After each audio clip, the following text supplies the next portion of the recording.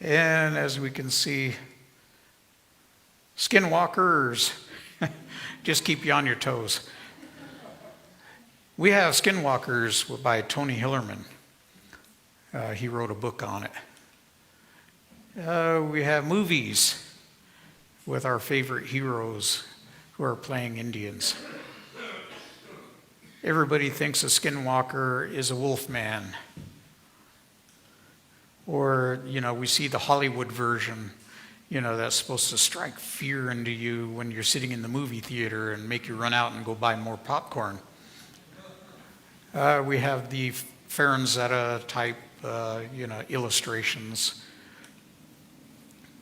And it makes it look very, very dramatic and evil and all this stuff. In reality, the Skinwalker is much different. So, we are going to talk about the Skinwalker. I usually pause at this point, and we ask if any Navajos are in here and they feel really uneasy about this subject, they can go take a coffee break for a few minutes and then come back. So, and just to give you an idea, both me and Stan have been attacked just for speaking about this subject. These things can kill very easily. They can poison, they can curse you. Stan, we got done talking about this one day, and he felt like somebody stuck a knife in his back and just twisted it back and forth. And he had a remote healer that lives in Tucson work on him. And that remote healer was able to alleviate that pain. And he says they're watching you every time you talk. We spoke out of a radio station in Maine, and we were on the phone out of Gallup. As we were speaking, when we got to this subject, they said that their whole radio station just went to static. And as soon as we finished talking about it, they came back on the air. So all kinds of interesting things. The first time we spoke about it was in Oregon, at McMinimus, or at McMinnville, Oregon. And after we got done, Stan and my families had 9 near head-on collision or intersection accidents in our families in the next weekend. And then on top of that, Stan almost got hit head-on by another car, and I got run off the road doing 75 miles an hour by an 18-wheeler. And I like to pat myself on the back because I was fishtailing back and forth at 75, and I was hitting the gas, hitting the brakes, steering left, steering right, and I managed to keep that vehicle on the road. So that's pursuit driving training. So this is a skin that was found. It had been laying out there for some time. Okay, we're not talking about hauntings yet, but we'll get there. Just lean it up. Yeah, there you go. We're gonna get there. But a power line crew found this one. You will, if you go online and Google this, this is what you'll come up with. That is not a Skinwalker. That is a Yebache dancer for a Navajo ceremony.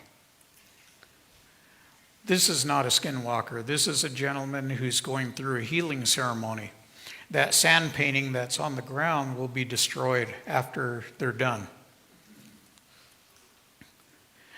The Skinwalker will dress, if you can imagine a man or a woman has a skin of an animal that they want to change into. So that skin is wrapped around them somewhere. They usually have a loincloth, although I have heard in the case of a couple of women, they were naked from the waist down.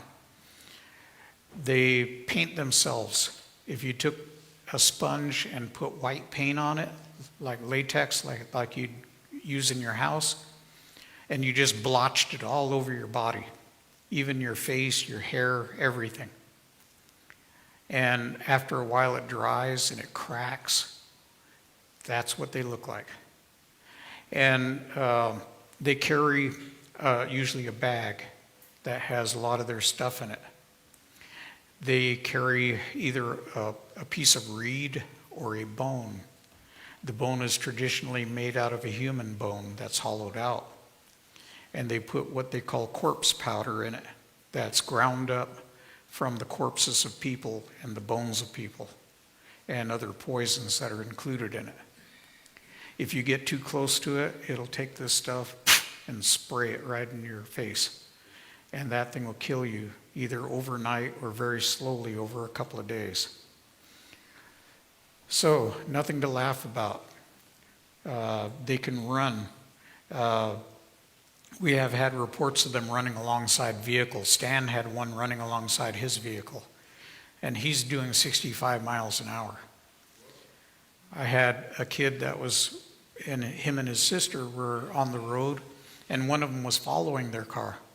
And they kept speeding up and speeding up. Pretty soon they were doing 75, and this thing was keeping up with them on two legs. We've had reports of people just driving down the highway, and these are not Navajos. Somebody's driving down the highway outside of Winslow. They see somebody painted white standing on the side of the road, and they said as they watched, this thing dropped down on its hands in front and ran on its hands and its feet across the road faster than an animal would run. So they are said to travel incredible distances overnight. They can take the form of a coyote, or a wolf, which is mostly what's seen. In one case that we'll talk about, we had a guy that sees this outside his door. And for those of you who might be interested in his story, you'll find it under Haas lore. Haas wrote a book about the Skinwalkers. But what happened to him, and he was on Coast to Coast talking about this, he goes out and sees this coming into his garage, something like this. He says it was mangy, fur was falling out, covered in dust. He took a 2x4 and whack, hit it as hard as he could. He says it went down, it was on the floor, its bowels released, its urine came out. So he says, obviously dead, right? Goes in, and because us guys, what do? Got to brag to the ladies, right? He goes into his wife. Look what I did. And the wife says, I don't believe you, show me. Because that's what women do. And they go outside, and the dog is gone. He got sick that night, and he got sicker and sicker. And he said that he was crapping out one end and vomiting out the other, and just felt like he was going to die. His wife and the neighbor and the son grabbed him and carried him out to the truck and put him in, and they traveled, I would say about, 30, 60, 70, 80, about almost 100 miles to go see a medicine man. And the medicine man and the guy and the wife took him into the hogan. The little boy that went with them did not go in with them. He asked that boy later on, why didn't you come in with us? And that little boy says, I didn't want to go in with you guys in that evil thing. He says, there was nothing else there. But that little boy saw another figure going in with them, and he said it looked evil. The medicine man told him that the skinwalker, when he hit this thing and the dust flew up, he says, you inhale that dust, and that's how he delivered the poison. And he says, if you had come to me a few hours later, he says, you would have been dead by morning. And he gave him some stuff to drink and sang over him, sent him back. And Haas said later on, it was just like snap, he woke up. and he was back to normal. So the medicine man knew they can come in the form of an owl or any bird, even ravens.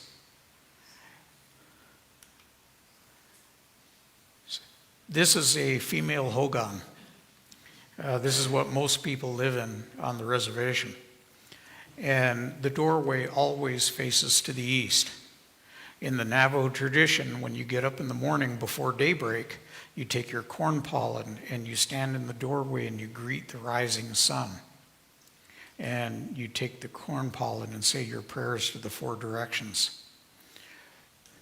We have found hogans from the 1920s, 1930s that have the doors facing to the west. And the sweat lodge also faces to the west, the little sweat house. And the people from